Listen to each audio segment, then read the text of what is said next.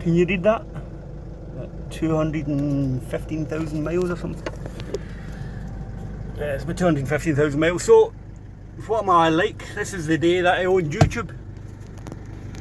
Where are we today, Uncle Dog? Well, thanks for asking that question. I'm going to tell you. Because we're in Bridge Allen, I decided to pop up to the castle. Now, I know I've got some American followers.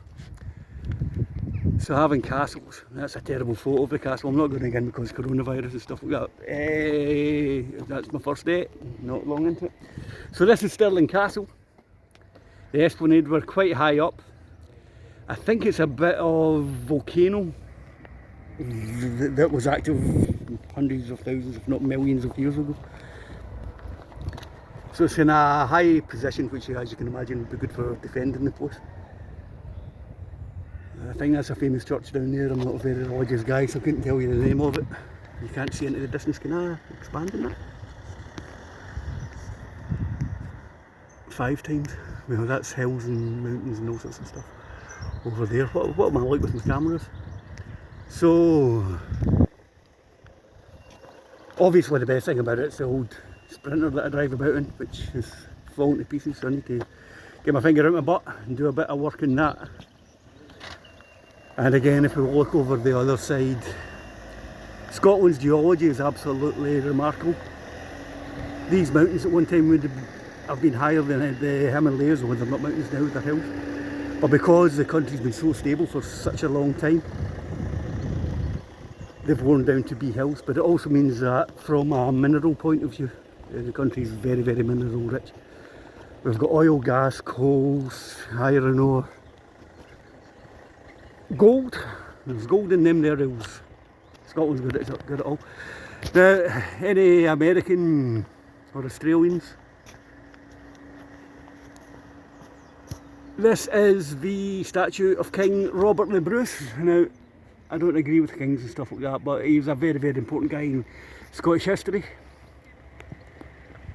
So that's the statue to King Robert the Bruce at Stirling Castle in Scotland. Look at the skies today, you don't see this very often in Scotland. And that's one of Scotland's national symbols. It's called the Lion Rampant. So Robert the Bruce, Stirling Castle. This is a different one, isn't it? I'll try doing that thing with the zoom again as well, but there's a massive plain in front of us. You can see why this would have been such a amazing strategic position to build something like this. I think also, I may be blowing hot air out my backside, but I think Stirling's geographically more or less slap bang in the middle of Scotland as well.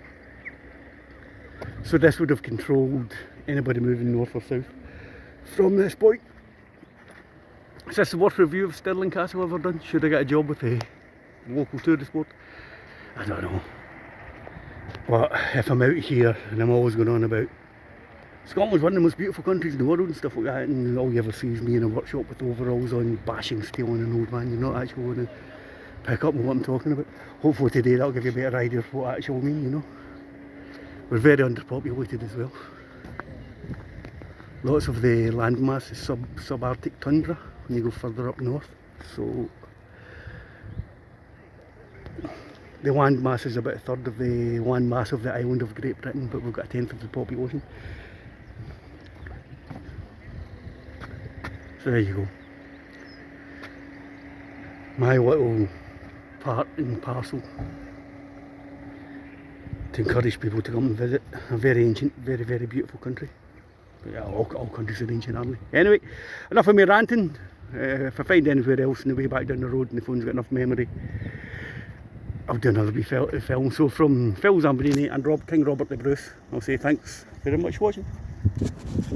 See you later. Bye bye.